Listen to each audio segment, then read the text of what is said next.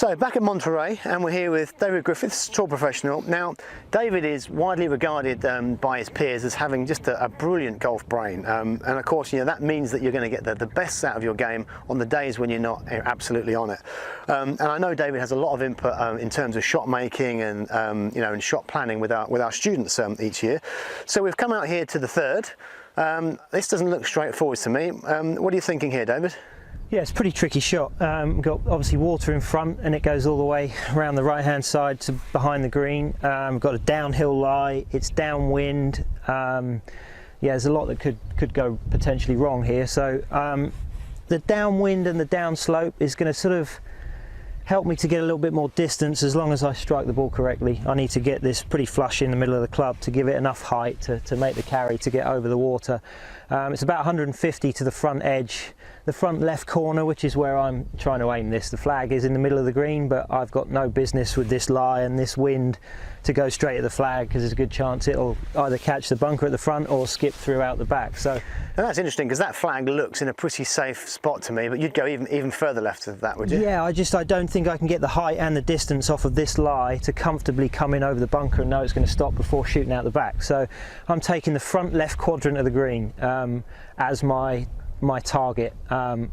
So it gives me a bit of room to play with. This sort of short left, medium left, pin high is a pretty simple chip up the green. I just don't really want to go long, and I don't want to bring the water at the front into play. So. Right, okay. So that's interesting. If you've got an efficient, trustworthy short game, then you know it certainly plays into your shot planning, doesn't it? You would have no qualms about leaving it left and leaving yourself a chip.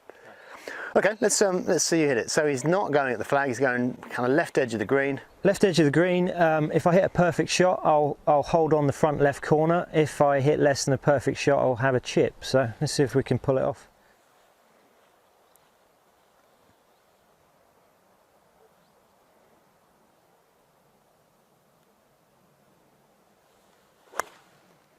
Okay, that is flushed off that lie. That looks long. Brilliant, absolutely brilliant. So pin high on the green, exactly where you said it. That was really well executed. I mean, I don't know whether you can see that on the camera, but that is a considerable downhill line. My concerns would have been off the downslope and downwind that I wouldn't get enough strike on it to get it airborne. And although you know you'd think downwind it's going to go further, off the downslope it doesn't actually climb, and you end up with less carry. But I mean, you struck it beautifully. What about then, I mean, you've hit that pretty hard, so you're getting maximum spin. What if I brought you forwards half a club? Now that, you know, you might think is simpler, it's 5 yards forwards. Does anything change in your approach now, David? Yeah, I mean, it's still got the same aspects. The slope has actually increased a little bit here. This has become even harder now.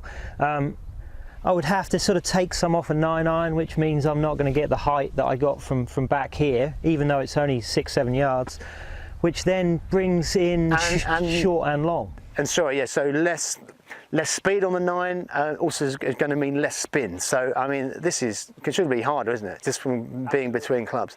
So you're going to smash a wedge to get the spin, or you're going to go? Yeah, I'm going to have to hit a pretty full-out wedge, because that'll give me a little bit more spin, a little bit more height.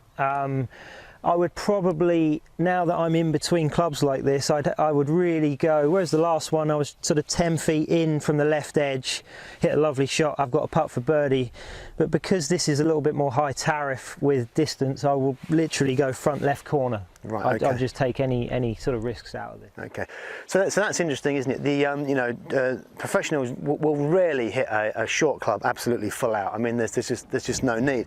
But in this scenario, he needs to create the height, the spin, and get the ball to stop. A smoother 9 just isn't going to spin. Okay, let's see you have a go at that. Right, front left corner, and just try and hit a lovely strike, get it to stop.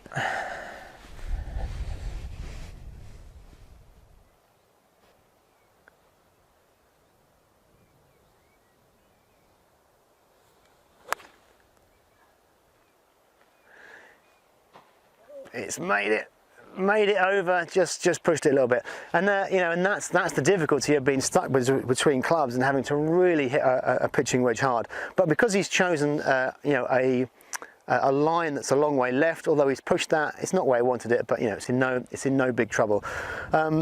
Thanks, David. Now, that was a lot of factors going through your head there. How long would that typically take? I mean, the first one I could, 30, 35 seconds, not a lot. The second one was way tougher, and there was indecision between the clubs, which is evident in the execution. Yeah, that may take a little bit longer, but it very rarely takes me more than 40, 45 seconds to hit a shot. And where does that planning start? Long way before the ball. As soon as I'm in sight of the lie, what's ahead of me, I'm already thinking, broad kind of look at the land, the slope, see where I want to miss, see what I can, how aggressive I can get. So I'm planning as soon as I can kind of see where the ball is. It starts there. So once I'm at the ball, it can be as simple as possible. So I mean, that speed obviously comes with experience. It doesn't need to take you a long time, and obviously starting the planning way back means there's less pressure on you at the ball to get on with it. Well, thanks, David. That was a useful insight into how you pick and plan the shot that reduces the risk as much as possible. If you've enjoyed this video, then please click subscribe and I'll keep you up to date with more coaching information.